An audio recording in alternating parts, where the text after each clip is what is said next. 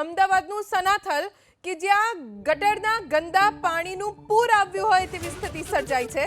ગટરના પાણી સનાથલ ગામના રસ્તાઓ પર ફરી વળ્યા છે।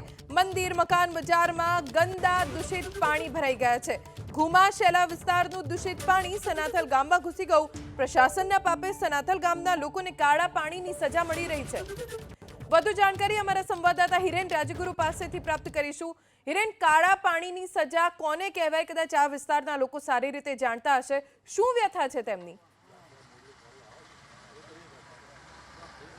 જો ધ્વનિ, થોડા દિવસથી આપણે વડોદરાની અંદર વરસાદી અને નદીના પૂરના દ્રશ્યો જોયા। એ જ રીતના દ્રશ્યો જામનગરમાં જોવા મળ્યા, દ્વારકામાં જોવા મળ્યા, પરંતુ અમદાવાદ કે જ્યાં હમણાં છેલ્લા એક અઠવાડિયાથી એટલો બધો વરસાદ નથી પડ્યો છતાં અહીંયા પૂર આવ્યું છે। પરંતુ આ પૂર વરસાદી પાણીનું નથી કે નથી નદીનું, આ પૂર છે ગંદા પાણીનું। આ ગટરના પાણી અત્યારે સનાથલ વિસ્તાર કે જે અમદાવાદને એકદમ અડીને આવેલું ગામ છે સનાથલ ગામ, ત્યાં આ રીતના ગંદા પાણીનું પૂર આવ્યું છે અને આ ગંદા પાણીએ સમગ્ર સનાથલ ગામને બાનમાં લીધું હોય એ પ્રકારના દ્રશ્યો સામે આવ્યા છે। દ્રશ્યોની અંદર આપ જોઈ શકો છો, મંદિર છે, ગામનો ગેટ છે, ગામની શેરીઓ છે, દુકાનો છે, મકાન છે, આ તમામ જગ્યાએ ગંદા પાણી, દુર્ગંધવાળા પાણીનું સામ્રાજ્ય જોવા મળી રહ્યું છે અને લોકોને રીતસરની કાળા પાણીની સજા મળી હોય એ પ્રકારેની પરિસ્થિતિનું નિર્માણ થયું છે। દ્રશ્યો આપને બતાવતા રહેશે। સાથે જ ગામના બે માજી સરપંચ એટલે કે પૂર્વ સરપંચ અહીંયા છે, તેમની સાથે પણ વાત કરશું। હિતેન્દ્રસિંહ, આ પાણી કેમ આવ્યું, ક્યાંથી આવ્યું અને કારણ શું?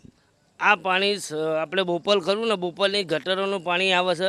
અમે મારે જ વયતમાં સરપંચમાં હતો ત્યારે પણ રજૂઆત કરી કે ભાઈ પાણીનો નિકાલ કરો અને હજુ તે અહીંયા ગટરના પાણીનું જ અમારા ગામમાં પાણી છે। બોપલનું જે ગટરનું પાણી સનાથલમાં આવે છે અને એ જ ગંદુ પાણી અત્યારે રોગચાળો પહેરવાની ભીતિ છે। તમે સામે જોઈ શકો છો એ પાણી, આ ગંદુ પાણી બોરમાં પણ ઉતરે છે અને આ મોટો ભ્રષ્ટાચાર હોય એવો ઓડાનો મને લાગે છે કે આ ઓડાવાળાએ જેને એમને પરમિશન આપી તો એમને ગટરની બધી વ્યવસ્થા કરીને આપવી જોઈએ, પણ એમને કરીને જે હોય તે પણ અત્યારે અમારા ગામ અત્યારે હેરાન થાય છે અને રોગચાળાની બહુ ભીતિ છે અમારા ગામમાં। અચ્છા, બીજા પૂર્વ સરપંચ પણ છે, એમની સાથે પણ વાત કરું।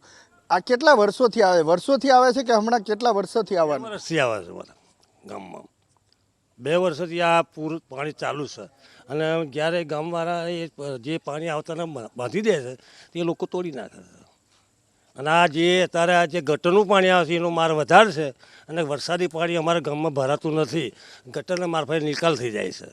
અચ્છા, આ જે બોર છે એ બોરથી જ ગામના લોકોને પાણી મળે? હા, એના 2 બોર છે અમારે, 3 બોર છે ને આપણે, 3 બોર, હા, આ બોરથી એ પાણી મળે છે અમારા। તો આ બોર પણ દર્શાવવાનો પ્રયાસ કરીશું। અહીંયા એક પાણીનો બોર છે કે જેમાંથી સનાથલ ગામના લોકોને પીવાનું પાણી આપવામાં આવે છે। એ બોરની આસપાસ અત્યારે ગટરનું ગંદુ પાણી દેખાય છે, એટલે કે આ લોકોને જે પીવાનું પાણી મળી રહ્યું છે અથવા તો હવે મળે છે એની અંદર પણ આ ગટરનું ગંદુ પાણી મિશ્રિત જાય અને લોકોના આરોગ્ય ઉપર જોખમ ઊભું થાય એ પ્રકારના દ્રશ્યો પણ સામે આવ્યા છે। આ ગામના દ્રશ્યો છે અને આ જ રીતે ગામના જે સીમ આવેલી છે ખેતરની અંદર પણ ગટરના ગંદા પાણી ભરાયેલા છે, જેના કારણે સનાથલ ગામના જે ખેડૂતો છે એમને પાક નુકસાનીની પણ ભીતિ જોવા મળી રહી છે। તો આ દ્રશ્યો સનાથલ ગામના છે ધ્વનિ। સનાથલ ગામની અંદર ગટરના પાણીનું પૂર આવ્યું છે। સામાન્ય રીતે કોઈ પણ ગામ કે શહેર હોય ત્યાં વરસાદી પાણીનું પૂર આવતું હોય છે, નદી બે કાંઠે હોય અને નદીની અંદર જો ઘોડાપૂર આવે તો એ નદીના પાણી પણ ગામ કે શહેરમાં ઘૂસતા હોય છે, પરંતુ આ સનાથલ કે જ્યાં ક્યારેય વરસાદી પાણીના ભરાવાની સમસ્યા નથી હોતી ત્યાં હવે ગટરના પાણી ભરાવા લાગ્યા છે। ઘણા દિવસથી આ પાણી ભરાયા છે, એમ છતાં અહીંયા પાણીના નિકાલની વ્યવસ્થા નથી। કેટલા દિવસથી આ પાણી ભરાયા છે? આ છેલ્લા 2 વર્ષથી પાણી ભરાય। આ પાણી તો છેલ્લા 10 દિવસથી છે। જે પહેલો વરસાદ થયો ને એ પહેલાંનો ગટર એમને જે ઓડાવાળાએ ગટર ગંડારા તોડી નાખ્યા અમે મારે એ ત્યારનું આ ગટરનું પાણી આવે વધતા કે અમારી ગામની શેમાળાની 200 વીઘા જમીન એની અંદર પણ ગટરના પાણી ફરી વળે ડાંગરનો ફેલ છે।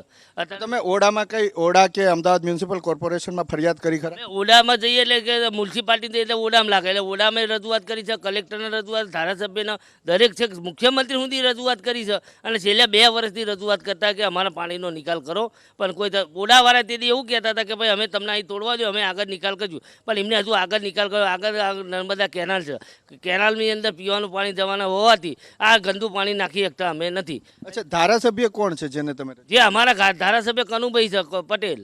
એમને પણ અમે રજૂઆત આજે મેં ફોનથી બધાને રજૂઆત કરી છે કે ભાઈ અમારા ગામમાં રોગચાળો ફેલાવાની બધું પીધી છે.